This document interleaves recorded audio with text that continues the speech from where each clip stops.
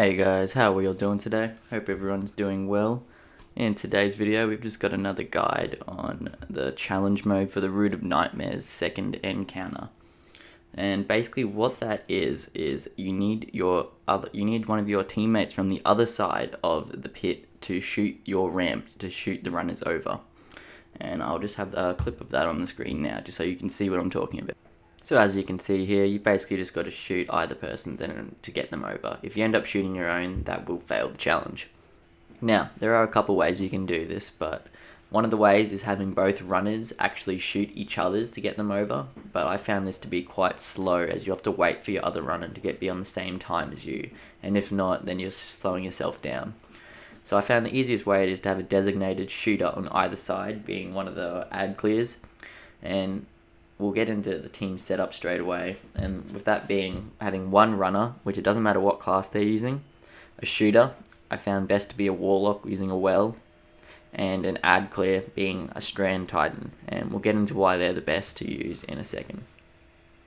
So yeah, the reason you're going to want a warlock on either side of the canyon is for halfway through each of the runs on each level, you're going to want him to chuck his well down as soon as you get past the second node, as this is when the barrier and the unstops are going to start spawning on each level.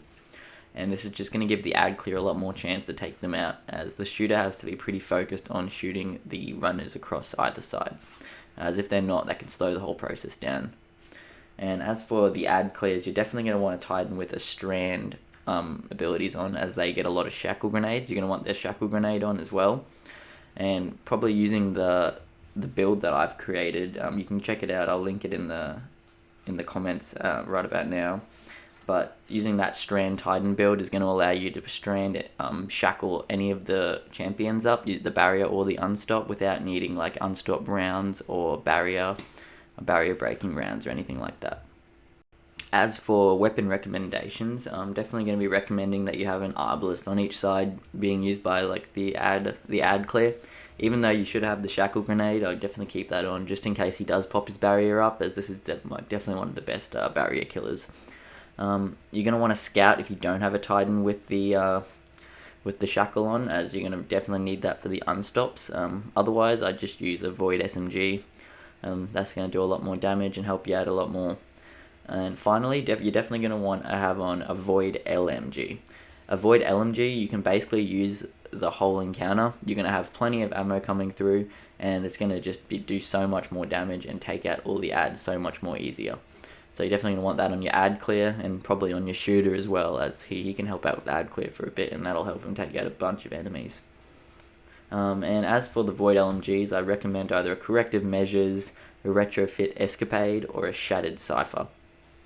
These are just void LMGs, like any void LMG will work, but these are just the three that I know of, and probably the most recent, and most people will probably have sitting around in their vault somewhere. But any void LMG would work for this. Just make sure it's a void LMG. I wouldn't bother with any rocket launchers or anything like that. They're not going to have enough ammo to sustain you through the whole fight. A void LMG is going to get the volatile rounds the whole time. It's going to keep you going, and you're going to be able to take out a lot more enemies with it.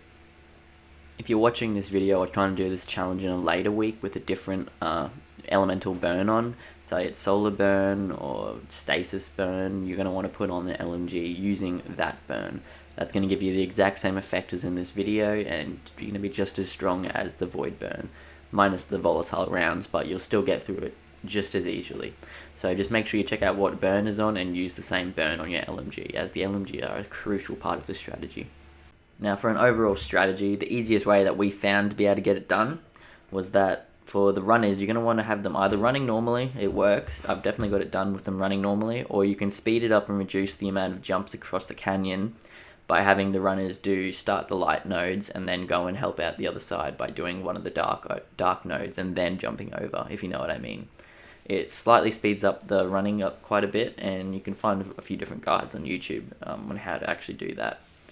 Other than that, halfway through each level, you're going to have this second node. You're going to want to pop your well to help out with the barrier kills. And you're definitely going to want the Titan with the shackle to shackle up any champs or barriers as much as possible. And you definitely check out the guide for the Strand Titan on my channel, as this is what I was using in this gameplay right here. and it was definitely one of the best for stopping all the champs that you see. Almost forgot to mention, but at the end of each section and level, you're going to want 2 people to sit on the platform and have your shooter stand off it and shoot the other side over. And then when you're up the top there, you're going to want someone else to be shooting up the shooters up. This is because if all 3 of your team stand on either one, you have to shoot both of them. You both have to shoot at the exact same time to get all 3 up. And if one of you shoot too early, then the other team is stuck underneath you and you cannot get them up. So definitely do 2 and 1, otherwise you're not going to be able to do it too efficiently. Other than that, this is definitely not one of the hardest encounters and challenges. You definitely get past it if you just keep trying at it and just adjusting as you need. One of the hardest bits you'll find is that the ramps may kill your team like more than you actually die. So you just got to watch out for those ramps, and if they do knock you up too high, too low, or something as they usually do, just give it a retry. You'll eventually get it. It's not the end of the world. Anyway, so after a bit of trial and error, hopefully you guys are able to get this one done using this guide. The reward for this one is actually the trace rifle, the Acacia's Dejection. You can get some pretty good perks on that. I'll show you the 2 that I ended up getting from my 2 runs of this at the end of this video. But anyways, I hope you guys enjoyed the video. I hope you found it helpful.